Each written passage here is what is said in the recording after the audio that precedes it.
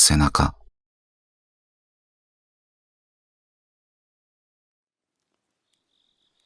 最近俺は奇妙なものを見るようになった。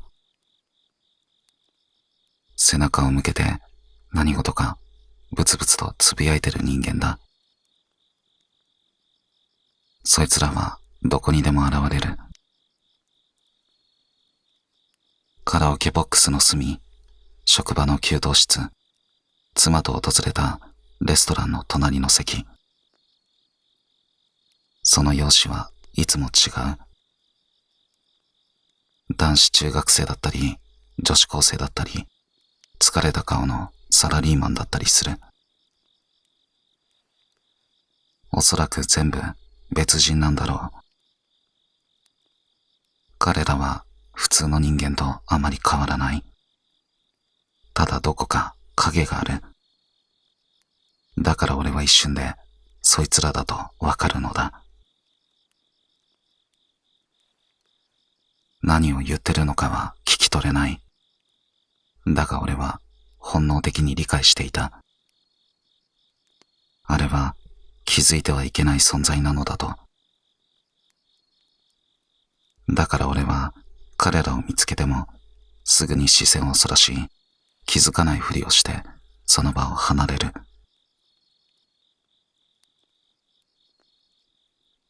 時々彼らは突然、はぁと絶叫することがあった。だがその声は俺にしか聞こえていない。周りの人々は何も気づかず日常を続けている。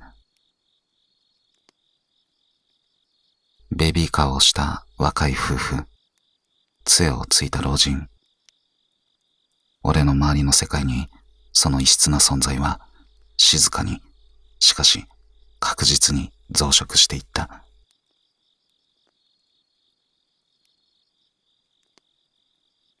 ある日の夜だった。俺は仕事帰りの電車に乗っていた。車内は空いていた。その時、俺が座る席の車両の連結部から一人の男がこちらへ歩いてきた。異様に肩幅が広い男だった。男は俺の方へ背を向けたままテープを逆再生したかのように奇妙な歩き方で近づいてくる。今まで俺が見てきたそいつらは皆その場に立ち止まっていた。だがこいつは違う。ブツブツと何かをつぶやきながら明確な意志を持って俺の方へ迫ってくる。もう数メートル先まで来ている。俺は恐怖で叫び出しそうになった。電車が駅に到着する。俺は目的の駅ではなかったが、転がるようにして電車を降りた。ホームから振り返って電車の中を見る。あの男はドアのすぐそばに立っていた。相変わらずこちらに背を向けたまま。乗客が次々と電車に乗り込んでいく。そして俺は見てしまった。乗客たちがその男の体をまるで存在しないかのように通り抜けていくのを。通り抜ける。そういえば今までのそいつらもそうだった。彼らの周りの人々は全くその存在を意に介していなかった。なぜ今まで気づかなかったんだろう。彼らは幽霊だったのだ。ようやく理解した瞬間、全身から血の気が引き、反射的に駅の外へ駆け出していた。タクシーに乗り、自宅のアパートへ帰る。玄関では、当時まだ新婚だった妻の A が出迎えてくれた。その日は何も話さず、食事を済ませてすぐに眠った。翌朝、俺は妻の悲鳴で目を覚ました。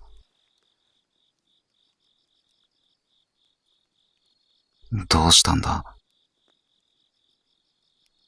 俺が尋ねると、彼女は怯えた顔で俺を見ていった。何か聞こえると思って起きたら、あなたが布団から出て、ずっと壁に向かってブツブツつぶやいてたの。それがなんか怖くて、つい。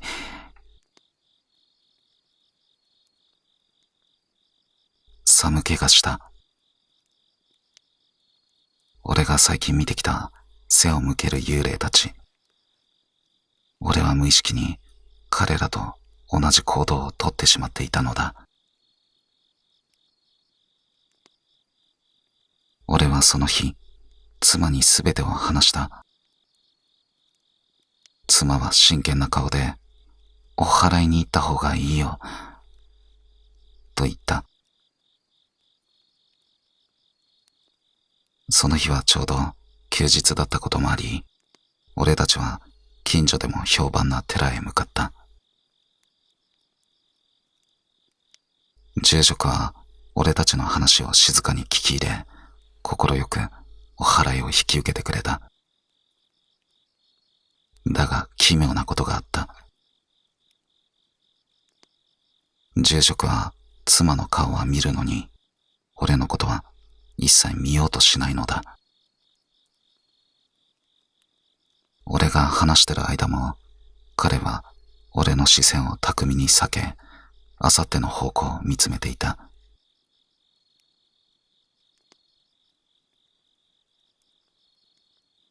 お祓いが済み、俺は、ありがとうございました、と住職の顔を見ていった。だが彼はやはり俺の顔を見ない。ただ妻に向かって小さくうなずくだけだった。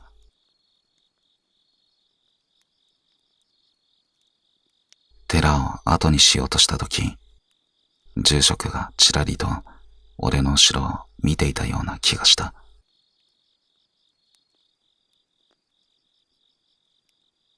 お祓いの後、あの背を向ける人たちを見る機会は確かに減った。だが、残ったものは前より濃く、重く見えるようになった。俺にはまだ何かついてるんだろうか。別の寺に行った方がいいかな。それとも霊媒師か。その世界のことなんてよくわからないから、どうしたらいいか悩んでいる。ただ一番怖いのは別のことだ。最近妻が時々俺の後ろの何もない空間を見て、はっと息を飲むことがある。そしてこう尋ねてくるのだ。ねえ、あなた最近誰か連れて帰ってきてない？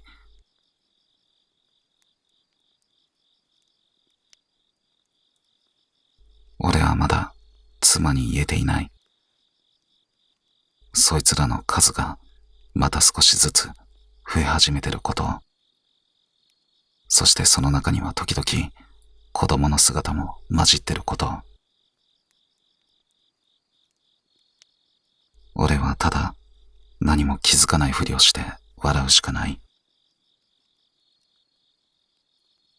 俺の背後で何が起きてるのか、俺自身が一番知りたくないのだから。あとそいつらの顔見たらどうなってしまうのか不安で仕方ないのだ。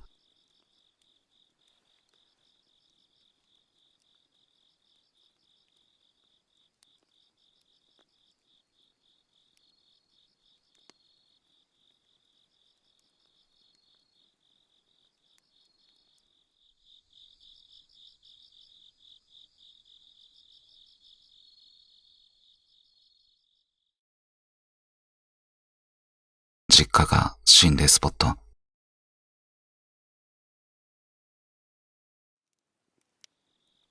大学2年の冬だった。就職活動もまだ先の話。俺は友人たちとのバカ話に明け暮れていた。その日、俺たちは大学の友人たちと心霊スポット巡りの計画を立てていた。俺はパソコンで全国の心霊スポットをまとめたサイトを何気なく見ていた。廃病院やトンネルといった定番のスポットが並ぶ中、自分の実家がある県のページをクリックした。そこに見慣れた家が映っていて、俺は目を疑った。俺の実家だ。驚くあまり声も出なかった。サイトには俺の実家の写真とともに詳細な説明書きが添えられている。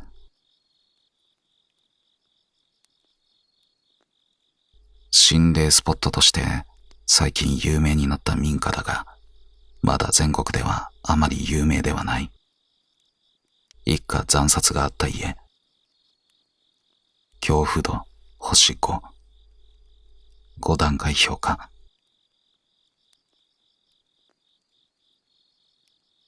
意味がわからなかった。俺の実家で一家惨殺など起きていない。俺の両親は今も健在だ。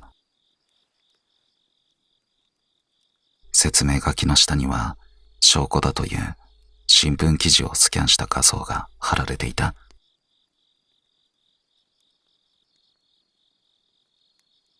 昨夜未明、H 町の民家で一家4人が惨殺されているのが発見された。殺害されたのはこの家に住む S さん一家で、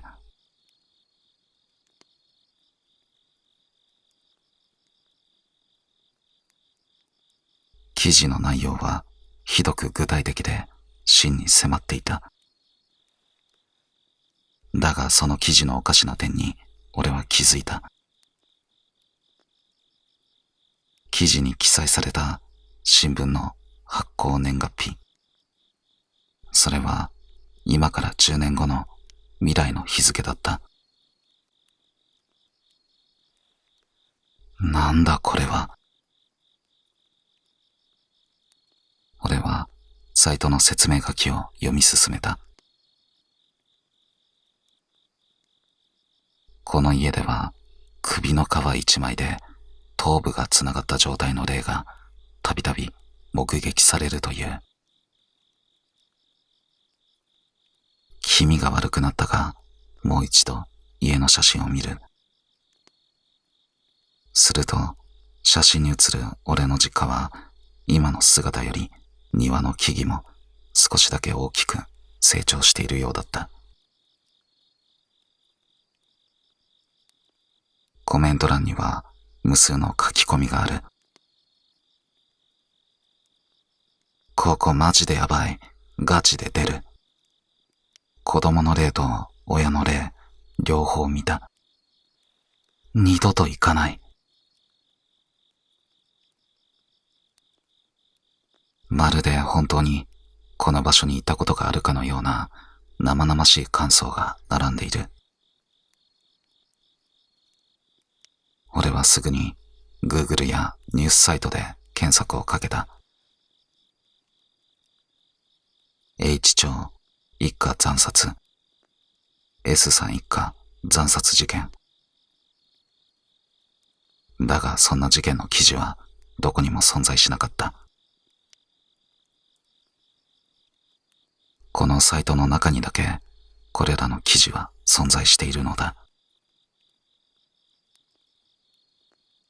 恐怖よりも怒りがこみ上げてきた。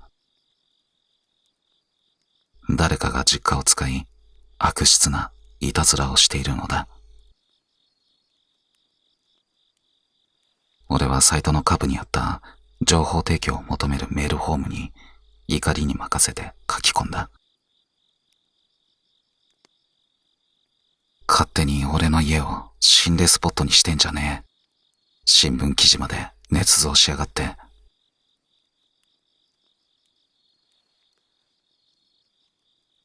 そのページのリンクを貼り付けて送信ボタンを押した。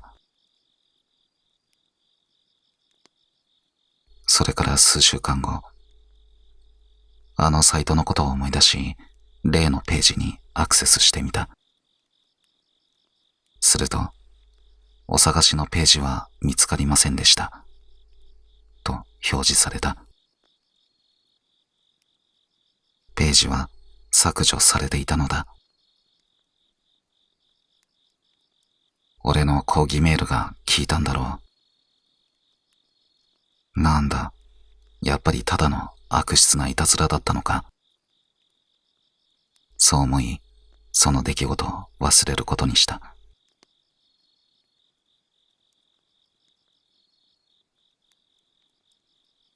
それから15年の歳月が流れた。俺はとっくに大学を卒業し、社会人になっていた。大学時代から始めた一人暮らしが続き、実家には長年帰っていない。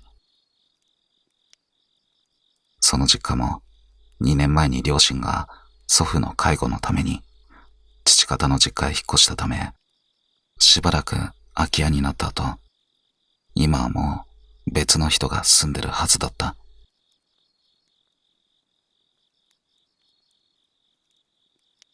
ある休日、俺は家でテレビの心霊特集をぼんやりと眺めていた。そしてまたあのサイトのことをふと思い出した。あれはまだ存在するのだろうか。スマートフォンのブラウザでそのサイト名を検索した。サイトはまだあった。そして俺は見てしまった。トップページに表示された最近追加されたスポットの一覧。その一番上に俺の実家の写真があったのだ。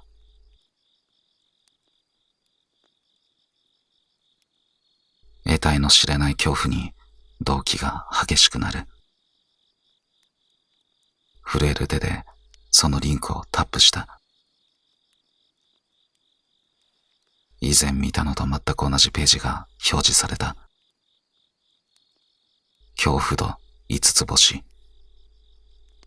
一家惨殺。首の皮一枚で繋がった例。だが、一点だけ違うことがあった。それは新聞記事の日付だ。俺が見た時よりも少し後の日付に変わっていたのだ。それ以外は全てがそっくりそのまま復活していた。さらにコメント欄の日付は全てここ1年以内のものに変わっている。まさか。俺は震える手でニュースサイトを検索した。H 町一家惨殺。検索結果が出てしまった。数年前に起きた事件として何件もの記事が出てきた。俺の両親が引っ越した後、空き家になった実家。そこに新しく越してきた S さんという一家4人が何者かに惨殺された。犯人はまだ捕まっていない。俺はそのニュースを知らなかった。平日は仕事付けでテレビを見る余裕もなく、SNS もほとんど使わない生活をしていたせいで、大事件さえ耳に入っていなかったのだ。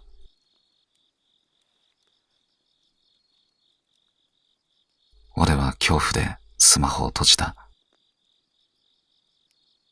あれはいたずらではなかった。未来の出来事を正確に記した予言だったのだ。俺の家族が引っ越さなければ殺されていたのは俺たちだったのかもしれない。俺が送ったあの抗議メールはただ未来の確定を少しだけ先延ばししたに過ぎなかった。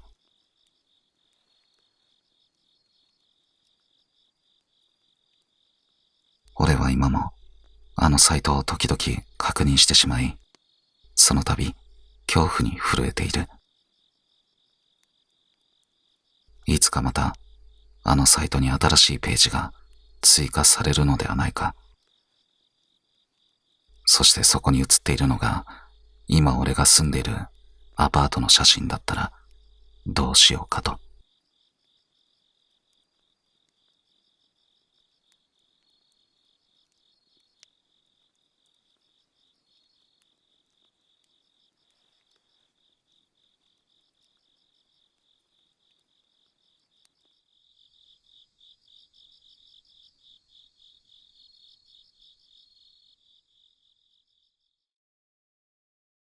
風の手。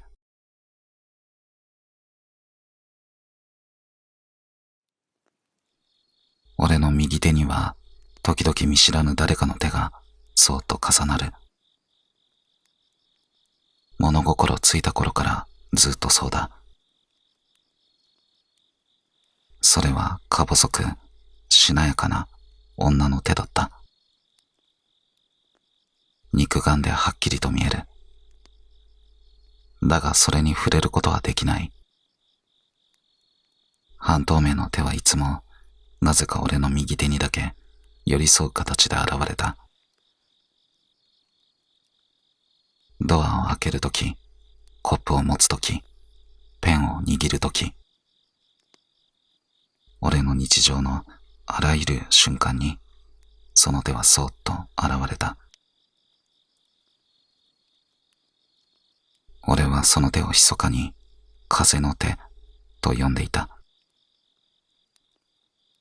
というのも俺は子供の頃から体が弱く、よく風邪をひいていたのだが、高熱にうなされる夜には決まってその手が現れ、一晩中俺の手を握ってくれたのだ。その手は少しひんやりとしていて気持ちが良かった。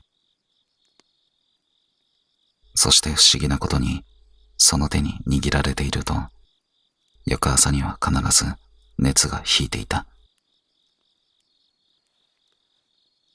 その手は俺の日常の一部だった。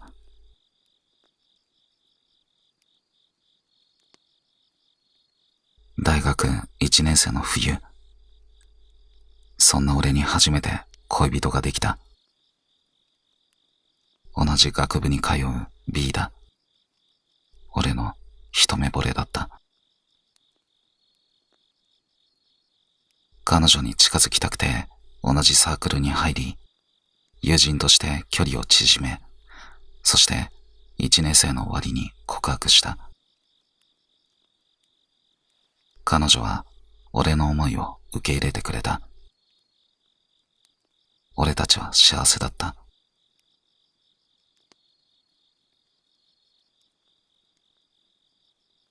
大学2年の夏休み、俺は B と横浜でデートをしていた。港の見える丘公園を散策し、中華街で食事をする。ありふれたデートだった。その帰り道、B が、占いやらない?と言い出した。古い雑居ビルにある占いの店。そこはよく当たると評判らしい。俺たちは興味本位でその店に入った。占い師は50代くらいの女性だ。彼女は俺たちの顔を見るなり険しい表情になった。何か問題でも？俺が聞くと、占い師は慌てて笑顔を作り言った。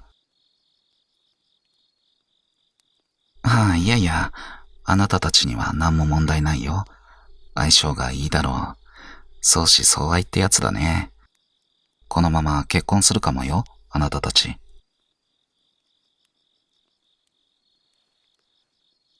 先ほどの表情とは裏腹に、当たり障りのない内容の占いが終わり、俺たちは席を立った。その時 B が、ごめん、お手洗い行ってくる。と言って部屋を出て行った。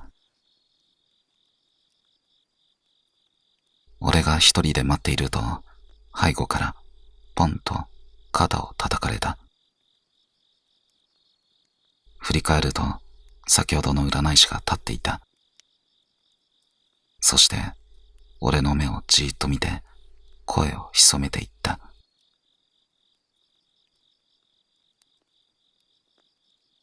あんた、手が見えるだろ？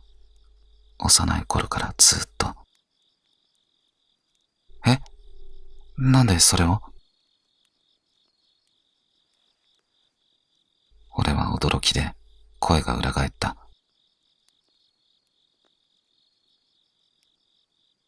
知り合いの霊媒師を紹介してあげる。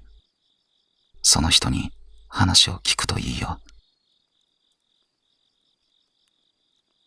占い師はそう言って自分の名刺の裏に電話番号を書き殴り、俺に押し付けた。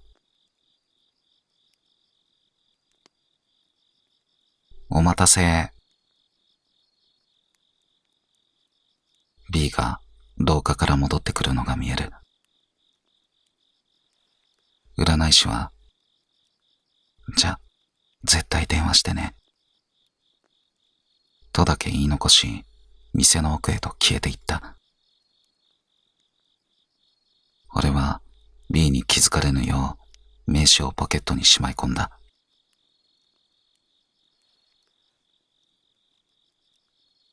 その日の夜、俺は自分の部屋で占い師にもらった名刺を眺めていた。そして意を決してその番号に電話をかけた。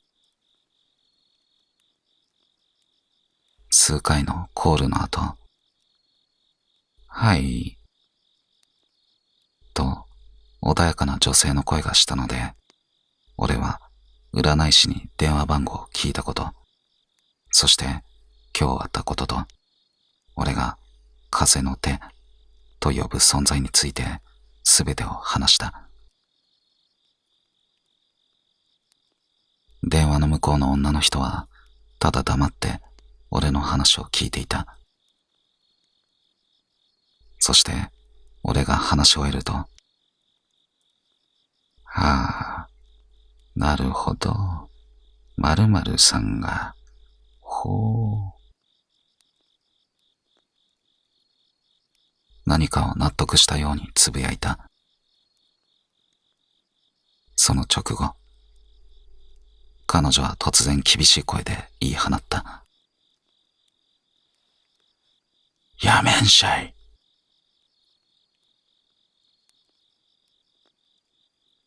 その途端、スマートフォンを持っていた俺の右手に激痛が走った。見ると、いつもの風の手が俺の右手に現れていた。だがその様子はいつもと違う。その手が狐の影絵のような形になり、俺の甲の皮を強く強く引っ張っているのだ。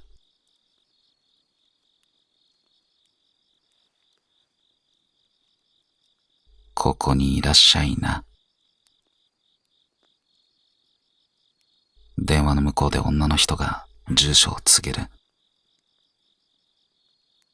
俺はあまりの痛みにスマホを落とす。慌ててスピーカーに切り替え、住所をもう一度聞き、慣れない左手で必死にメモをした。書き終えた時、右手を見ると、いつの間にかあの手は消えていた。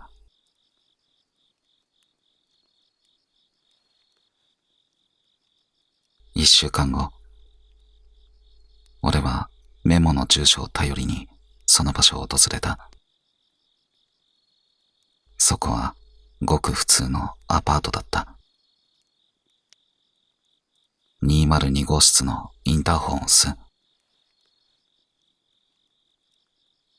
中から出てきたのは電話の声の主であろう50代くらいの女性だった。G と名乗った彼女は顔を見るなり、来たねとだけ言い、俺を部屋に招き入れた。リビングの奥には見たこともない小さな祭壇が祀られている。彼女は祭壇の前に座り、その後ろに俺を座らせると、目を閉じ、お経のようなものを唱え始めた。すると俺の右手がだんだん重たくなっていく。鉄の塊が乗っているようだ。それを背中越しに察したのか、じいさんは一瞬お経を上げるのをやめ、もう少しよ、耐えてねと俺に優しく儚げに言った。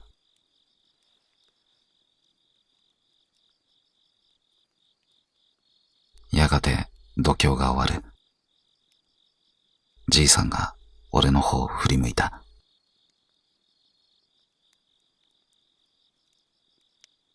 言ったよ。あの世にね、何が起きてるかわからんじゃろ。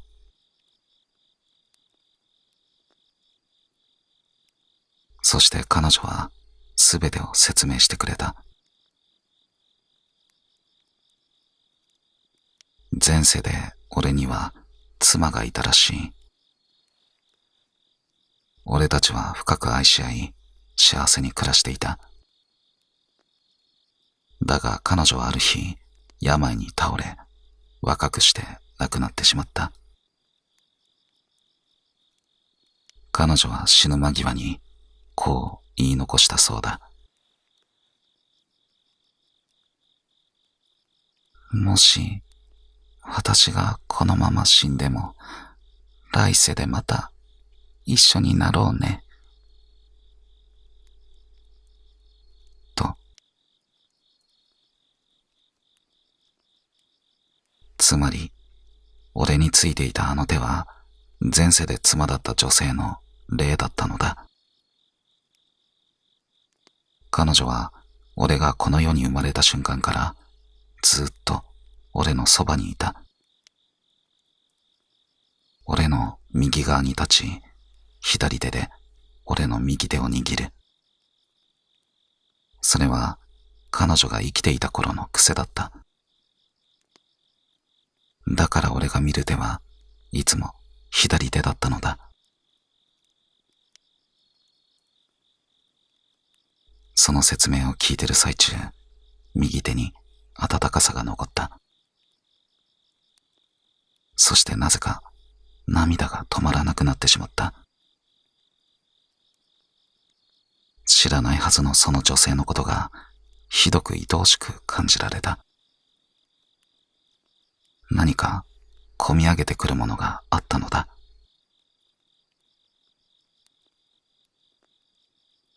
じいさんは言った。その子には納得してあの世に行ってもらったよ。本当にあなたのことが大好きだったんだね。でも今世でのあなたにはもう新しい人生がある。だからその子に言ったのよ。あなたも次の人生を歩きなさい。新しい人を探すの。人生を歩くの。いつまでもついてちゃダメよって。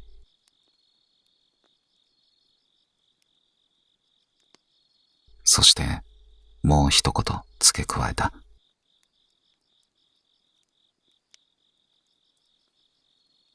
その子ね、あなたが今の彼女さんと付き合いだして少し嫉妬の感情が出てたみたい。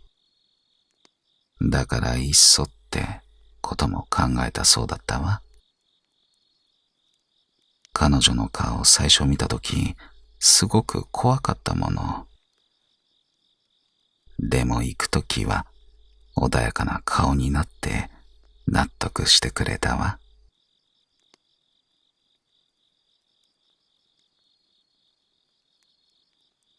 いっその後が気になる。だが聞かないでおいた。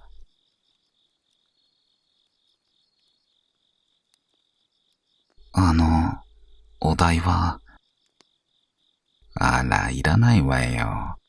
それにね、私普段はスーパーでパートしてるの。だからこんなことはしないの。あの占い師さんとは不思議なつながりがあってね、本当に困ってそうな人にだけ私の力を使うことにしてるのよ。そうなんですか。すみません。ありがとうございます。それにね、誰でもいいってわけじゃない。あなたがいい人に見えたから、あの占い師さんも私も手を貸しただけよ。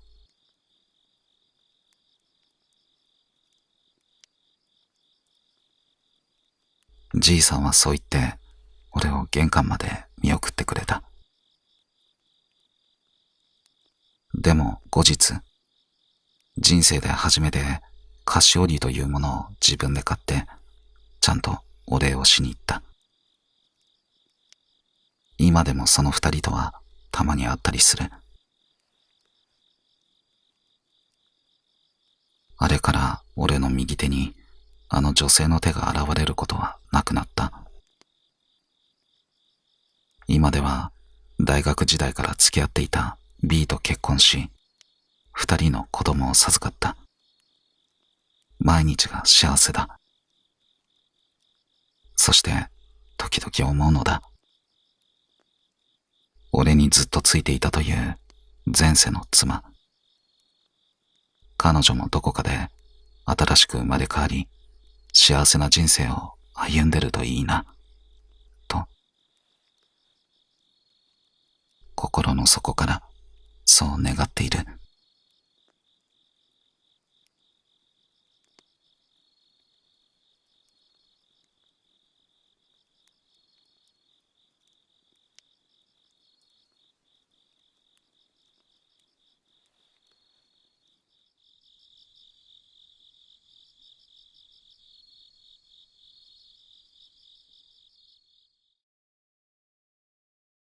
同僚。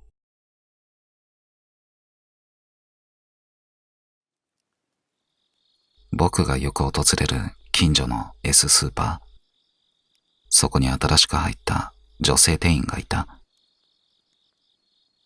ちんまりとした小柄な子だった。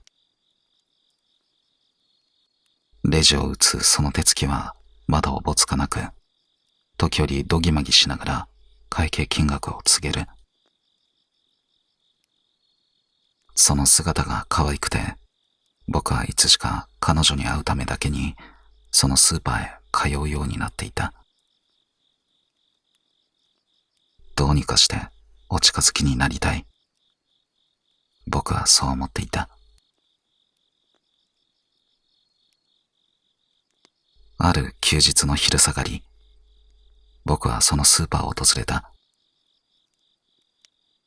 彼女はレジにはおらず、飲料コーナーでせわしなく品出しをしていた。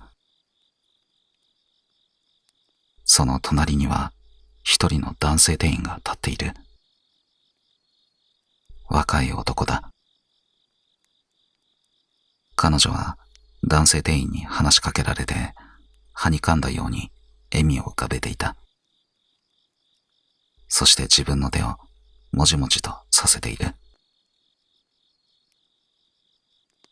僕はそれを見てすぐにわかった。彼女はあの男性店員に惚れてるんだと。少しだけ落胆したが諦めきれない。僕は買い物かごを手に取り、何気なく彼女に声をかけた。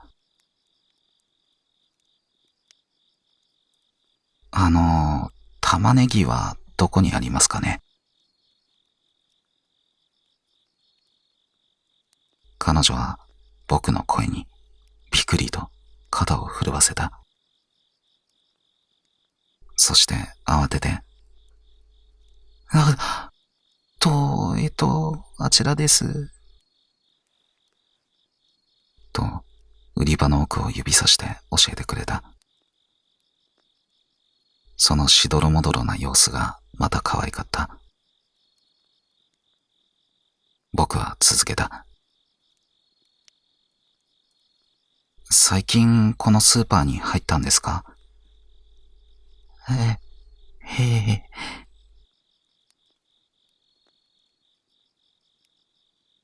話が弾まない。だが、買い物かごを持ち替えたとき、ふと彼女のエプロンのポケットにぶら下がっている小さなキーホルダーが目に入った。それは僕が好きなゲームのキャラクターだった。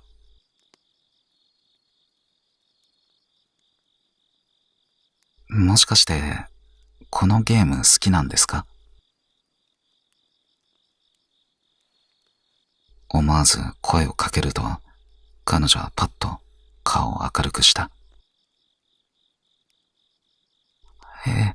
はい、新作ずっと待ってるんです。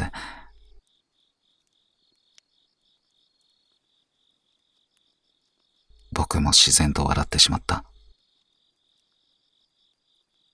ほんの数秒前まではぎこちなかった会話が、いきなり滑らかに続いていく。僕は彼女も同じゲームが好きだという偶然に運命を感じていた。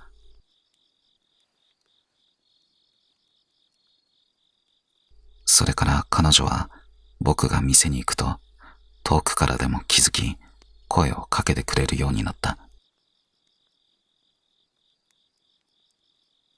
今日はじゃがいもがお得ですよ。私、最近料理始めたんです。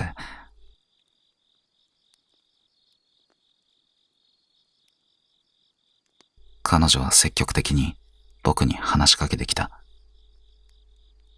以前の引っ込み思案な様子はどこにもない。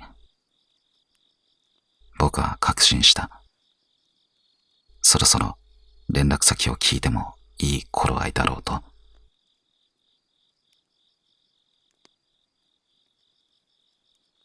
その日、僕は少しおしゃれをして S スーパーへ向かった。彼女はいた。だが、またあの男性店員と一緒だった。惣菜コーナーの前で彼女はまたもじもじしながら彼と話している。僕の心に小さな嫉妬の炎が灯る。わざとらしく二人の間に割って入った。おー、N ちゃんお疲れ。何話してたの？僕がそう言って彼女に笑いかけた瞬間だった。彼女の隣に立っていたはずの男性店員がスーッとかき消えた。煙でも霧でもない。ただそこにあったはずの人間の輪郭が揺らぎ、そのまま透明になって消えたのだ。自分の目を疑った。だが、僕以上に驚いていたのは彼女の方だった。N ちゃんは目を見開き、信じられないという顔で僕を見つめていた。そして震える声で言った。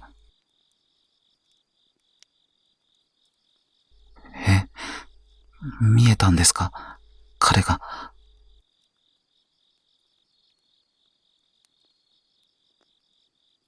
僕は何が起きてんのか理解できなかった。N ちゃんは僕の腕をつかみ、店のバックヤードにある休憩室へと僕を引っ張っていった。二人っきりになった休憩室で彼女はぽつりぽつりと語り始めた。男性店員 T さんのこと。T さんは彼女がこのバイトを始める少し前までここで働いていた先輩だったこと。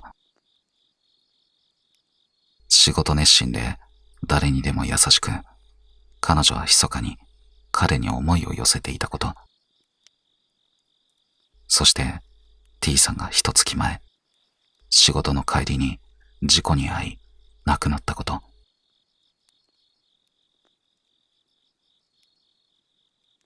でも、と彼女は続けた。T さんは死んでからもずっとお店にいたんです。私が品出しするのを隣で見守るように立ってくれたり、姿が見えるのは私だけでした。他の人には私が一人でブツブツ言ってるように見えてたみたいです。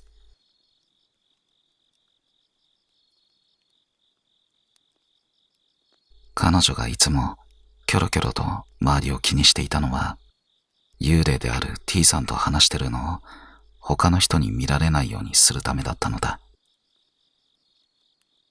彼女は T さんが成仏できずにいることを不憫に思い、彼の話し相手をずっと続けていた。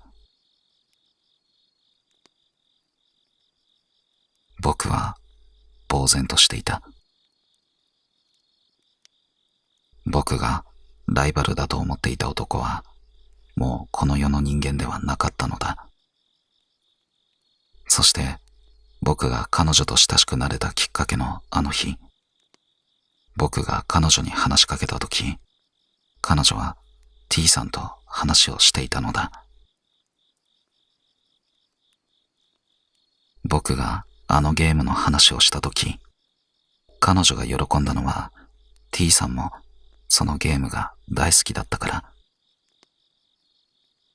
彼女は僕を通して T さんと会話をしていたに過ぎない。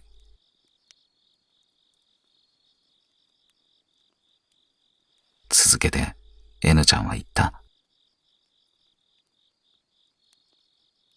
今、あなたが T さんに声をかけたら、彼消えちゃいました。あんなこと初めてです。もしかしたら T さんは自分以外の人間に姿が見えたことに驚いて、どこかへ行ってしまったのかも。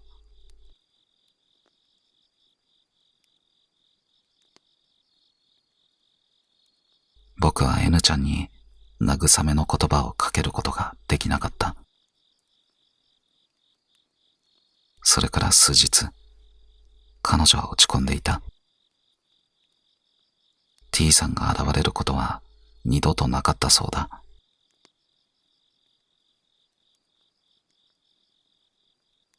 僕たちの関係はどうなるんだろう。そう思っていた矢先、彼女の方から連絡先の交換を提案してくれた。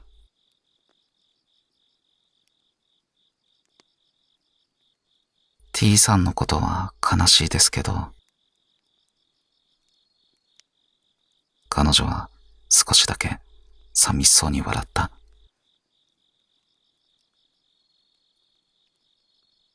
でも、彼がいなくても、私には、あなたがいますから。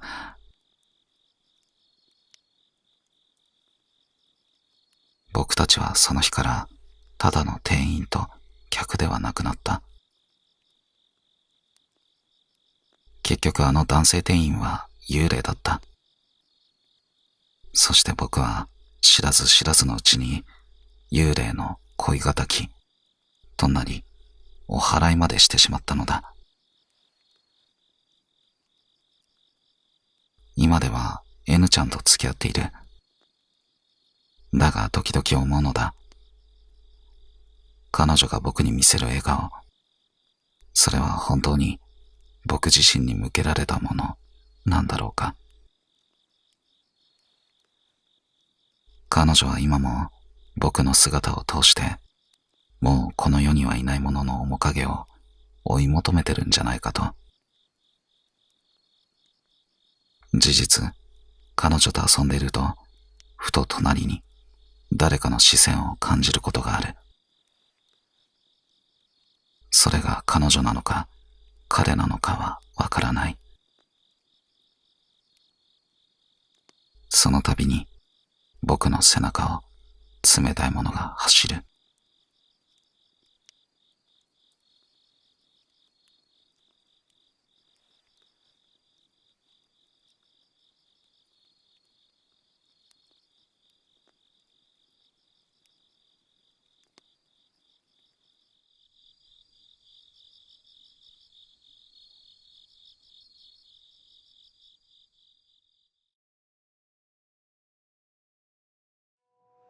皆さんから聞いた怪談が一冊のホラー漫画になりました。誰にでも起こり得る実話怪談の世界をお楽しみください。そしてあなたの怪談が本や朗読動画になるかもしれないイベントを全国各地で開催中。10人以下で怪談を語り合う楽しい会で、参加費は無料です。参加者には特製キーホルダーとサイン入り名刺をプレゼントしています。10月の会場は群馬県の高崎駅周辺、そして11月は静岡県の静岡駅周辺でやります。概要欄の応募フォームから申し込んでください。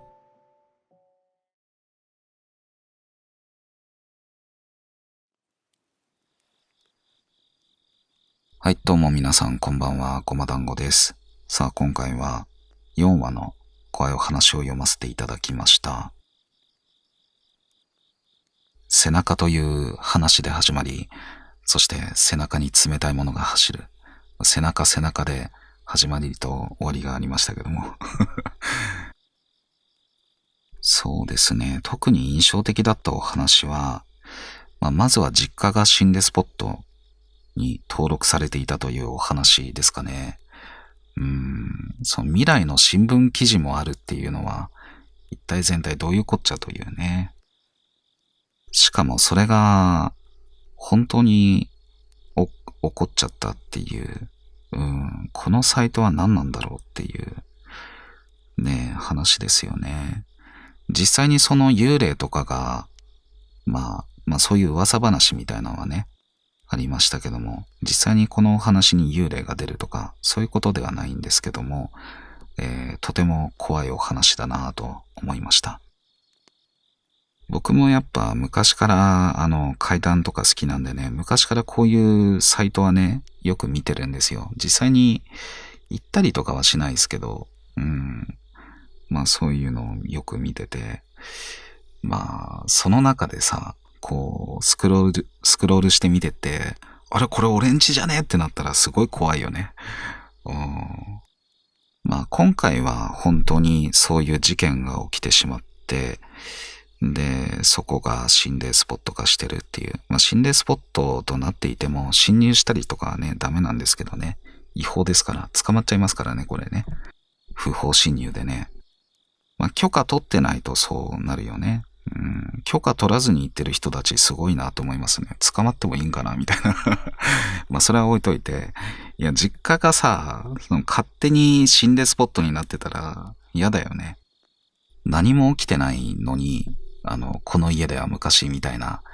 今回は起きてしまいましたが、ね、何も起きてないのにっていうパターンもあるよね。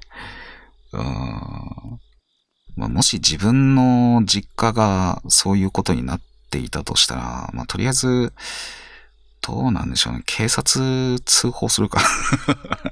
いや、だって、嫌だもん。そんなのさ、勝手に書かれたりとか。嫌じゃない普通はね。うん。そんで、まあ、そのサイト見てさ、いや、ここか、みたいな感じで観光客みたいのがいっぱい来たら嫌だもんな。まあ、実際自分実家住んでないけど、ねえ、いや、両親がすごい困惑するだろうね。なんだなんだみたいなさ。なんか昔読ませていただいたお話にもこういう話ありましたね。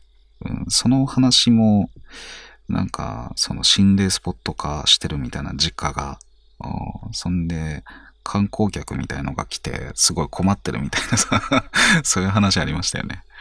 うん、それとなんか似たようなお話でしたけども、まあ、今回はその新聞記事があるとか、まあ、未来の出来事を予言してるとかいう、まあ、新しいなって思ったし、まあ、実際こういうことが自分の身に起きたら怖いなって思うよね。サイトを運営してる人はなんかが、その、タイムマシンかなんかに乗ってそうだよな。で、この筆者さんが、そのサイトの人にメールして、ああ、そっか、しまった。現在の時間だとまだあれか、それも10年後だもんな、みたいな。なんかあったのかな。そしてもう一つ、風の手というお話ね。まあ、なんというか、まあ、悲しいお話でしたね。まあ来世でも一緒になろうねみたいな言葉はよく聞きますけども、本当にそれをね、実現してる。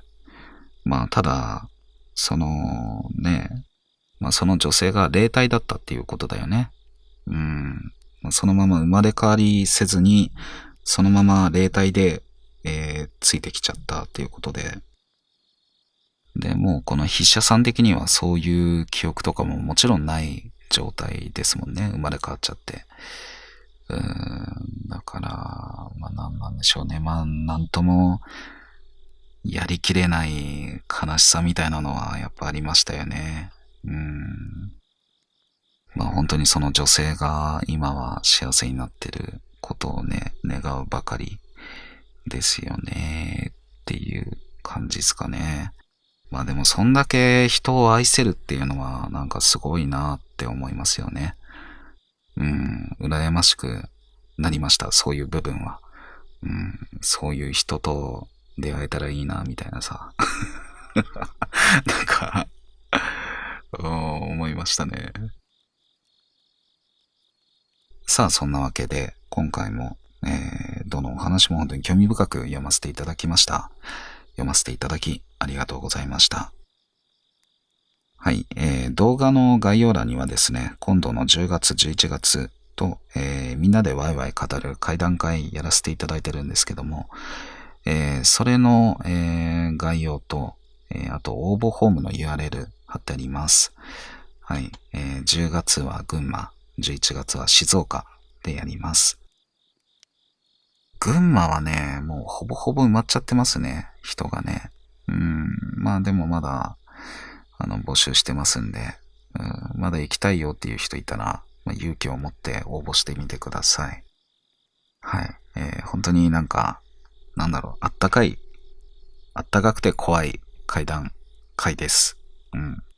静岡はね、まだ募集してます。はい。まあ、群馬も募集してるんですけど、静岡はまだまだ、募集してます。あとは、何でしょうかね。インスタと、TikTok やってます。はい。それもよかったらフォローしてください。はい。そんなわけでじゃあまた次のお話でお会いいたしましょう。ごま団子でした。おやすみなさい。